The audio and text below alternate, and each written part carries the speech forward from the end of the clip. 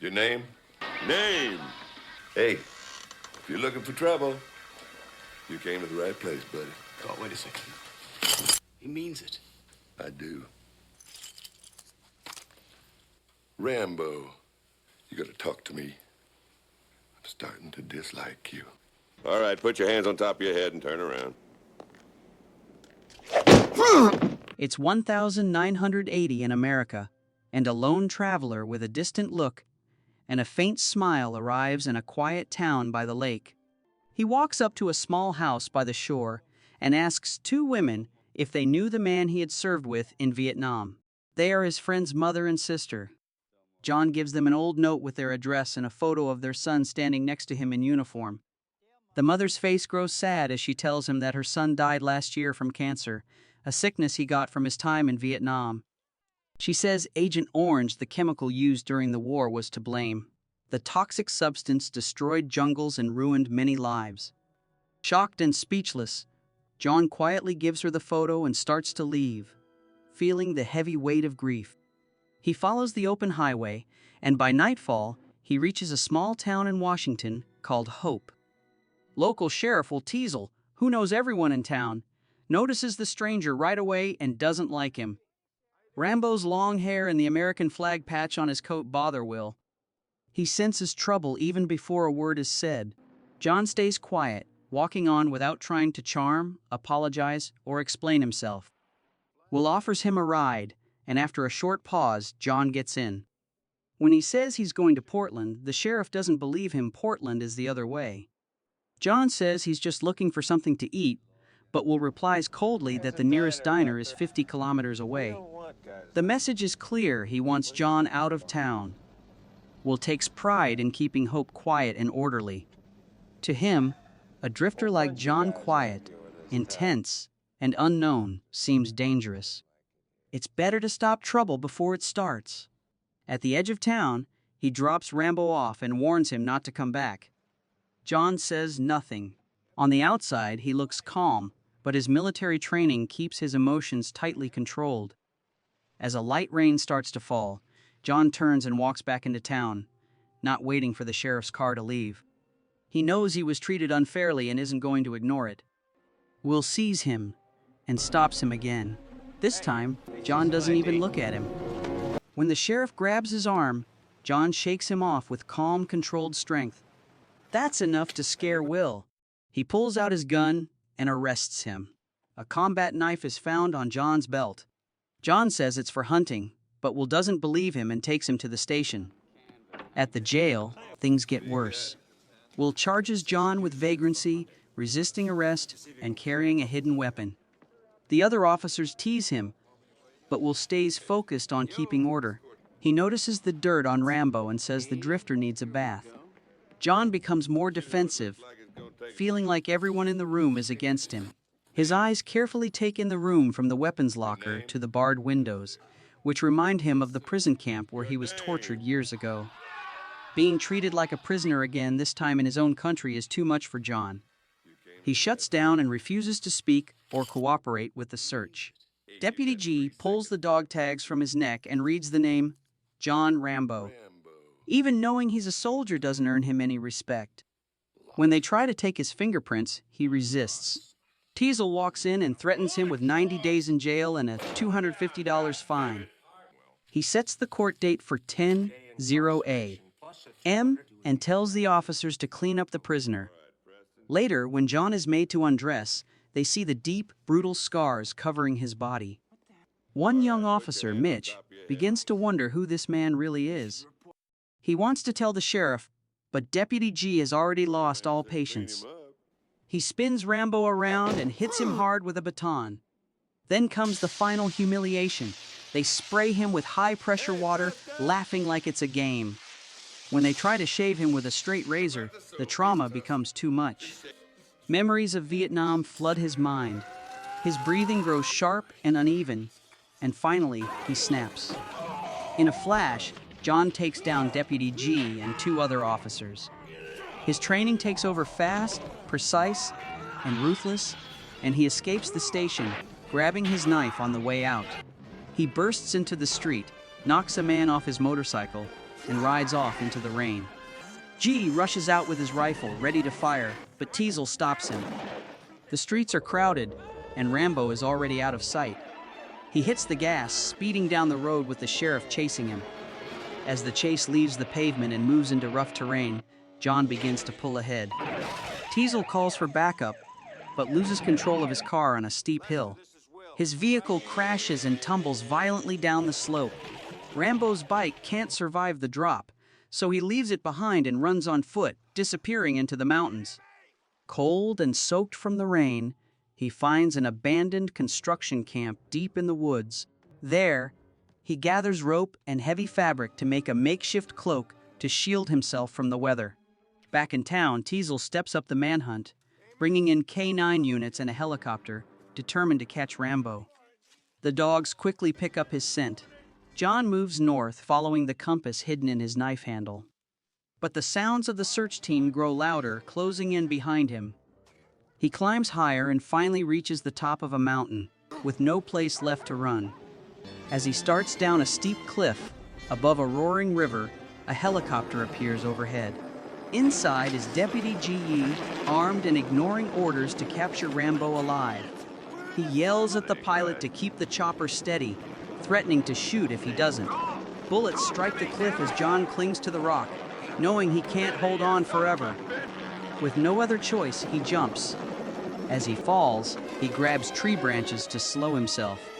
The branches save his life, but he lands hard, tearing open his right arm. Above him, G keeps searching, unable to see through the thick tree canopy. From the shadows, Rambo throws a rock at the helicopter's windshield. The pilot panics, and G is thrown out of the open door, falling to his death on the rocks below. Rambo checks him no pulse. He takes the rifle and disappears into the forest, following the river. When Teasel finally finds G.A.'s body, there is no sign of the helicopter crew, only an eerie silence. Using the tools in his knife, Rambo carefully stitches his shoulder. Then, with his hands up, he walks toward the search team. Teasel, standing on a ledge, tells him to freeze. John knows they won't listen with rifles aimed at him, so he backs away, tense and careful. Suddenly, Teasel fires, and the others shoot too. Rambo dives behind the rocks and disappears into the trees. Teasel tries to call a helicopter to recover G's body, but the storm is too strong and grounds all aircraft. Over the radio, the truth comes out. John Rambo is a decorated Vietnam veteran. Tensions rise as the deputies start blaming the sheriff for pushing too hard. Teasel grabs Mitch and forces him to look at G's body, swearing he will get justice for his fallen comrade. The dogs keep searching through the heavy rain, but the harsh weather only makes the men more frustrated. Meanwhile, Rambo, armed and fully in survival mode, sets traps in the forest. He shoots one of the handlers in the leg, then uses a decoy to lure the dogs and takes them out. Teasel refuses to give up. He pushes his team forward, but the forest belongs to Rambo. This is his world. Using his knife, he moves through the underbrush, taking out the men chasing him one by one. Quietly and efficiently, he turns the forest into a war zone. Chaos breaks out, and in the confusion, some officers accidentally fire on each other.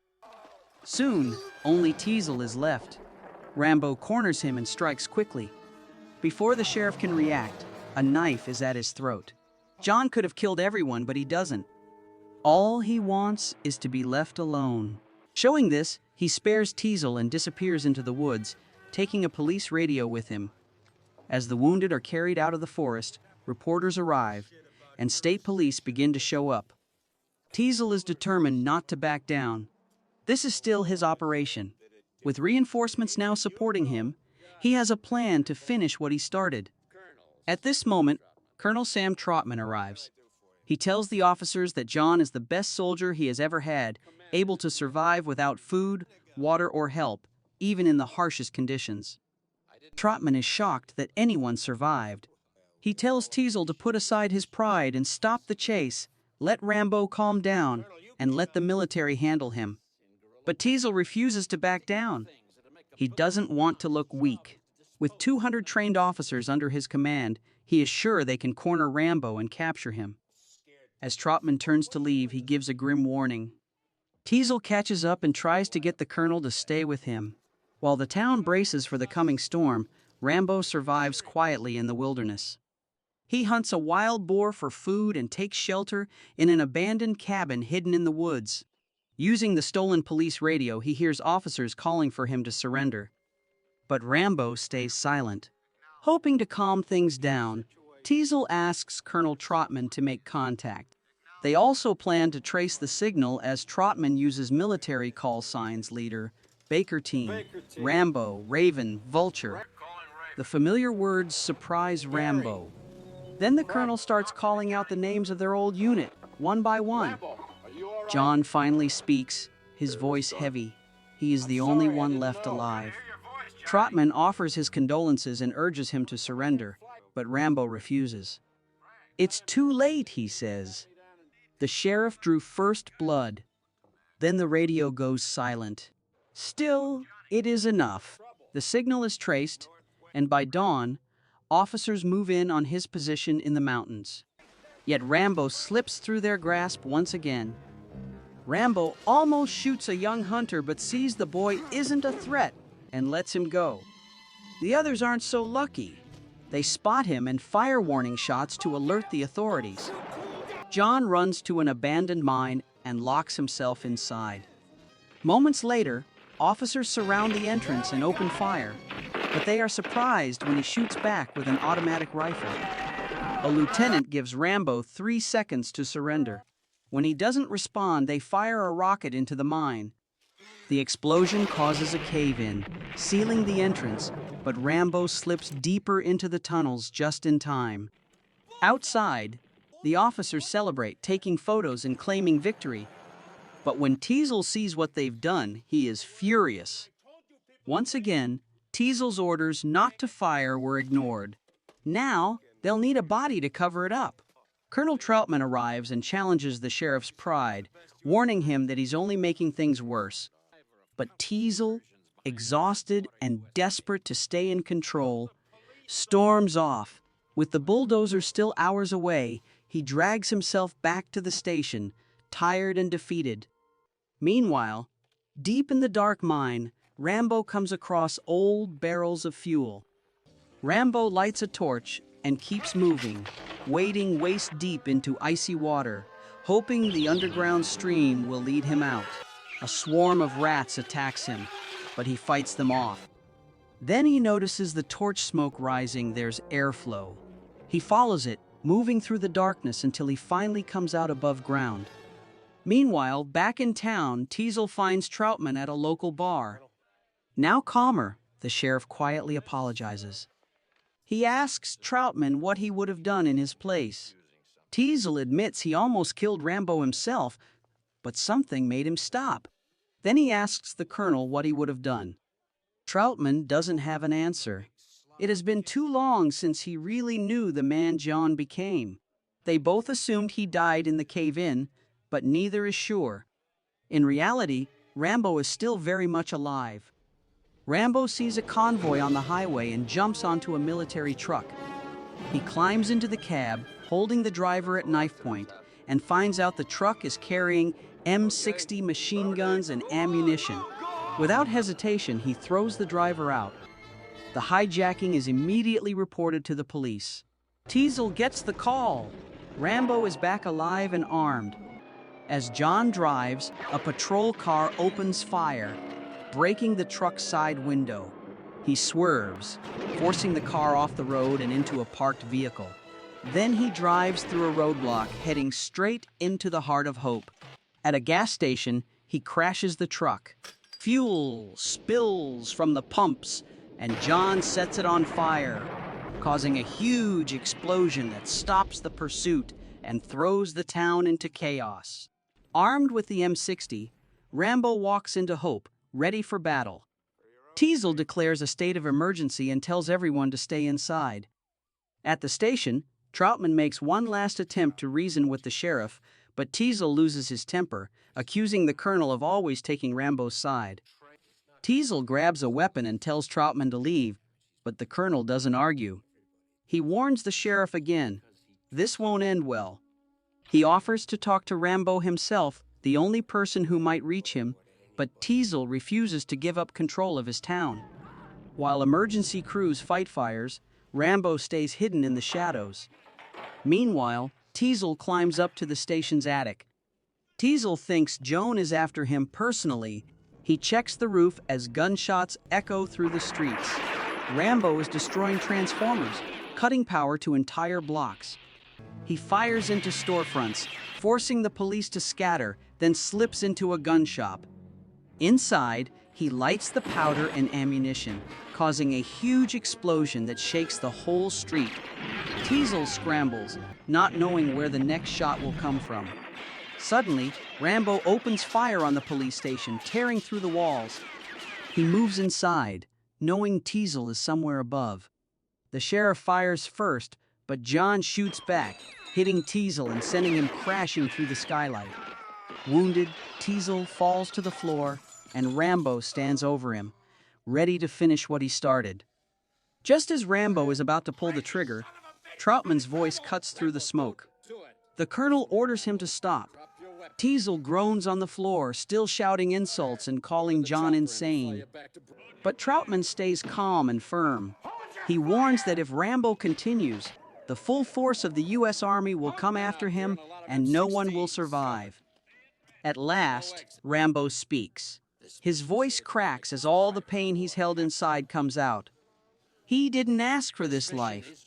He served his country, fought its wars, and gave everything. But when he came home, he was discarded. In Vietnam, he managed millions in military technology, yet now he can't even keep a simple job.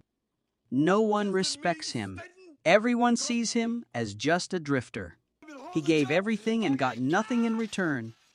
Tears mix with his anger, and his frustration overflows. His voice cracks as memories come rushing back, his friends, all gone. He tells Troutman how one of them was killed by a landmine right before his eyes. That moment, that image has never left him. Civilian life never gave him peace. He can't sleep and can't connect with anyone, so he talks to the ghosts of the men he lost. Each year, the pain grows heavier.